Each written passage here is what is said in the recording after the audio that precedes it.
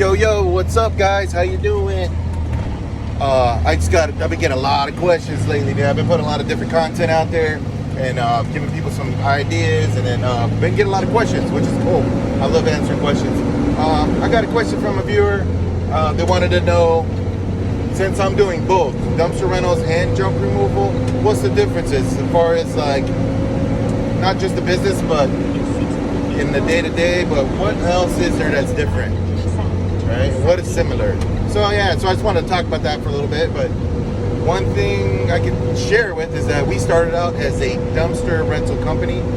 Our name is Lightweight Debris Removal. Crazy story behind that was we had a different business before this one. You know, everybody has business owners always have different businesses. You know, I had an RV transport business back in the day, just moving RVs and boats. We also did our one before this business, maybe 4 years ago, maybe 3 years ago during COVID, we did RV rentals. We were called Lightweight RV Rentals. And the concept was we had small RVs, tiny, that could fit any car, really. We had Tesla owners renting our pop-up trailers, but they weren't really pop-up. They were A-frame type. So it was really light, and hence the name, Lightweight RV Rentals. We still have that business, but we kind of not focusing so much on it because we're doing the dumpster rentals. So what happened was I rented a trailer to an RV rental customer, and he was a fireman. And I noticed he had a bunch of trailers, dump trailers, just the towable kind, in his yard. And he had a sign on there that said something about call me for junk removal.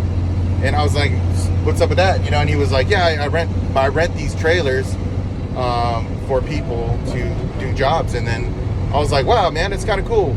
And I started thinking about it. I'm like, wait a minute, hold on. I'm renting out these trailers that are like $30,000, $20,000 trailers, and they're constantly getting beat up and broken and dented, and it was killing me. I just couldn't stand seeing a brand new trailer get dinged up.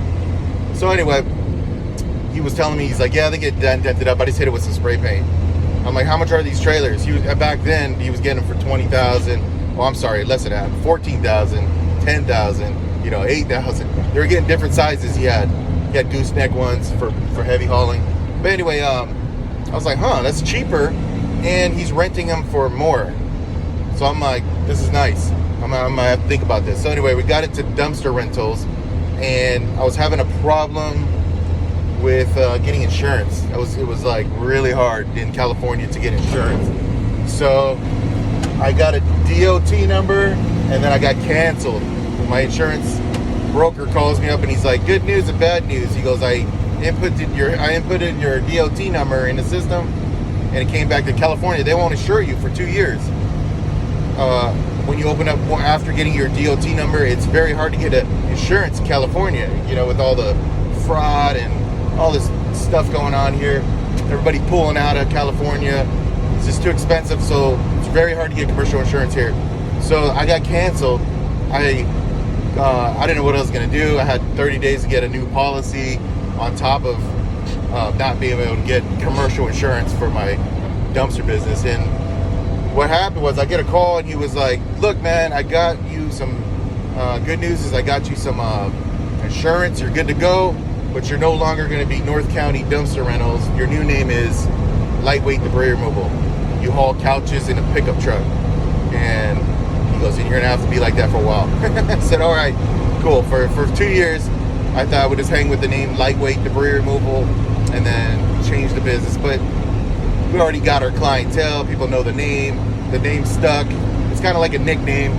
Nicknames are given. You can't name yourself. I can't name myself the Beast or something like that. It's got to be given, right? And say what our name. So I look at it like that. Where our name was given to us through weird circumstances. And another thing is, I love the name. People don't call me. If they call me and say, hey, man, I got a load of concrete. Nah, lightweight, bro.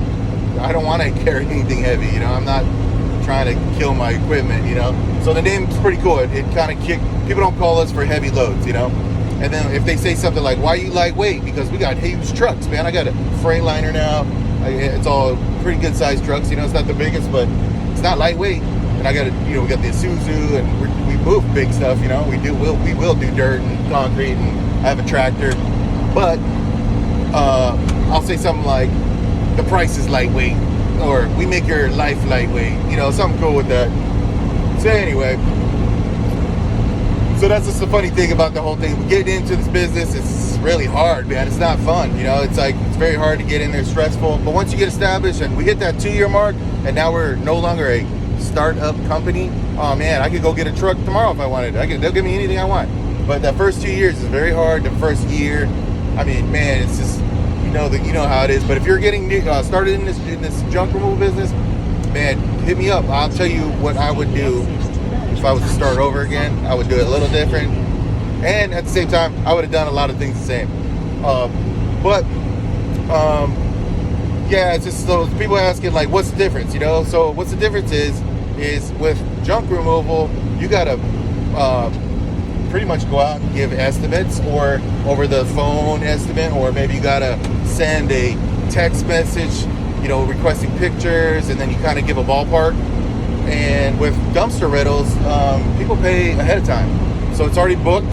I take a full credit card payment for the whole dumpster rental ahead of time, and then later on, if there's any overages, I have their credit card, right? So I just charge it at the end, and I make them fully aware, like, hey, I'm giving this much tonnage with that price, and if there's any overages, you're responsible, and they're pretty well aware of what can they put in the dumpster, what's not allowed, all that good stuff.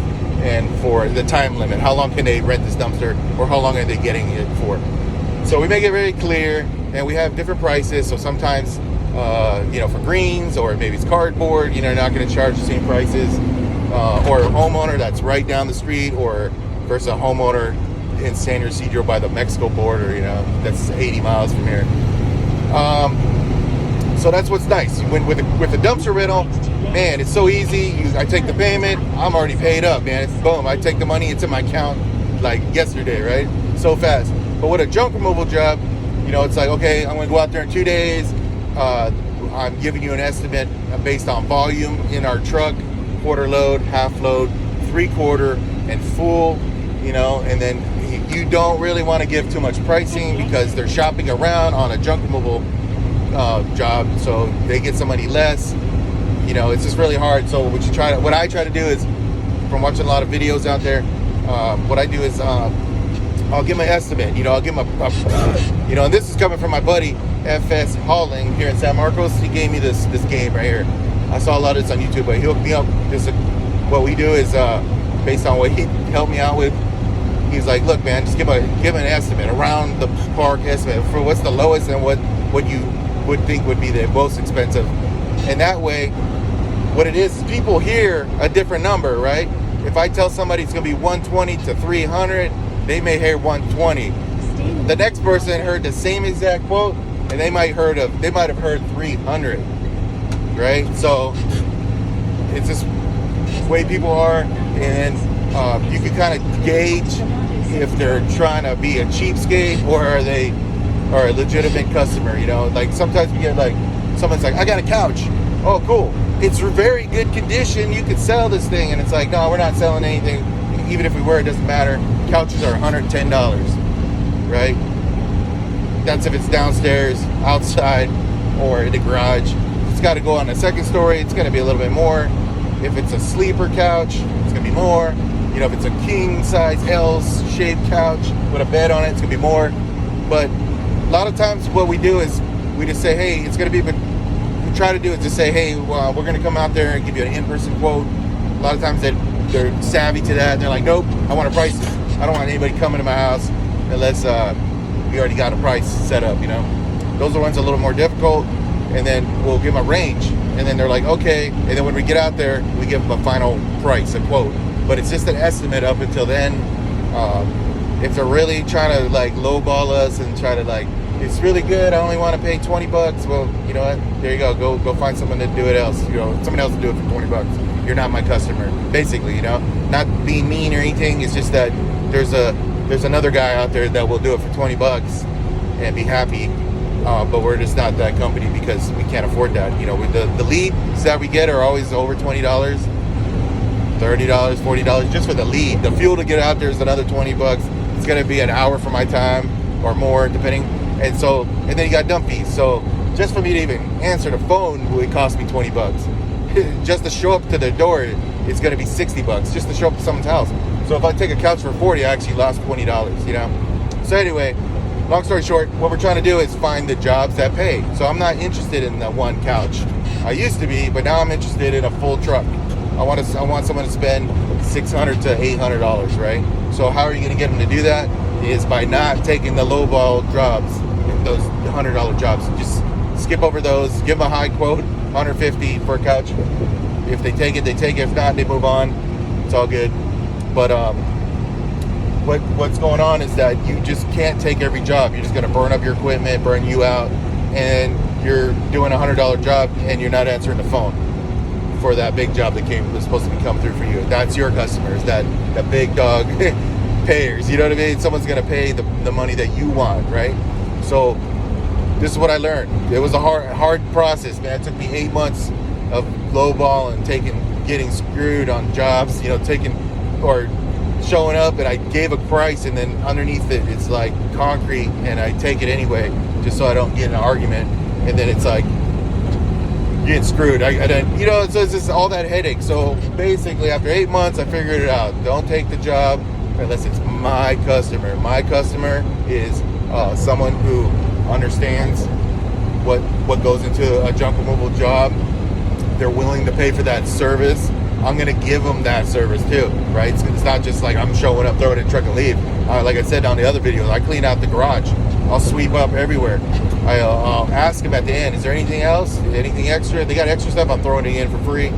But it's just a service. I'm not going to nickel and dime people. But at the same time, I don't want to be nickel and dimed, right? So anyway, that's my rant right there on that. It's just junk removal is really hard. And here's the pro tip I was going to give you at the end was that once the person, you feel comfortable with them and they feel comfortable with you and it sounds like it's a go, what I try to do now is take a 10% deposit, right? This is the big game that I learned how to do is just take a 10% deposit. It's like 20, 30 bucks. Well, what happens is I send them a Venmo link and I say, here, I need, just give me 10% of the job, whatever it is, 20%. And then someone gives you the money. Well, they feel pretty obligated, right? If you give someone a deposit, it's really hard to like cancel and go with somebody else. You know, you already talked to the person, the price is established, you already got the down payment.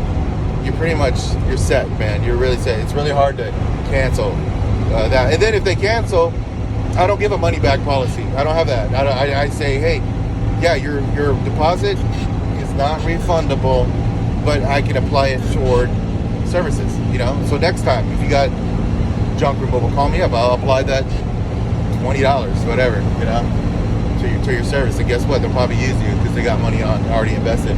So anyway, that's the little tip of the day. Take a deposit. For dumpsters, I don't recommend not taking a full payment on a dumpster rental. Things go wrong. That's a lot of money on the table as far as dump fees.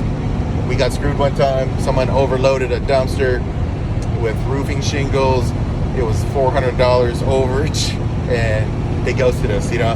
And I eat that stuff. It's like, man, you know, I'll take it, and I'm gonna learn. I don't do it again. Well, I might do it again sometimes. I ain't gonna lie. Stuff happens where I end up doing it twice, 3 times, 4 times, but then eventually you get sick of it and you're like, no more. You put your foot down, which is okay, man. You know, it's part of life. It's part of learning. And so anyhow, that's the biggest difference for me. It's collecting payments. It's the job is no sweat. It's easy. It's pretty straightforward. But it's the dealing with customers and the whole back and forth with junk removal, trying to get different pricing, and then the whole marketing behind it. And on top of everything, it's the presentation. You know, people don't want crazy people showing up to their house and just showing up unannounced and stuff like that. So it's kind of freaky for a lot of people. So I send a lot of pictures behind it. So what I'll do is I'll be like talking to them and everything. I'll give them all my information in a text, and then I'll put some pictures there. I'll put a video. I'll link a lot of these my Facebook or my my YouTube channel, so they can kind of see like, hey, yeah, Will's legit. He does these pictures. They can find me easily online, and I don't really have a problem with that. So yeah, so that's the tip of the day, guys. Leave your comments down below, how you do it, what's the best routes. I'm always learning. I would love to learn more ways to do it. So if you got a way that's really working for you guys, put it down below. Dumpster rentals, how are you guys doing that? Pricing, there's a lot of ways to price stuff, and yeah, put that down below, and if I see anything cool down there, I'll make a video on it. All right, guys, be safe out there, make that cheddar, and be safe. God bless.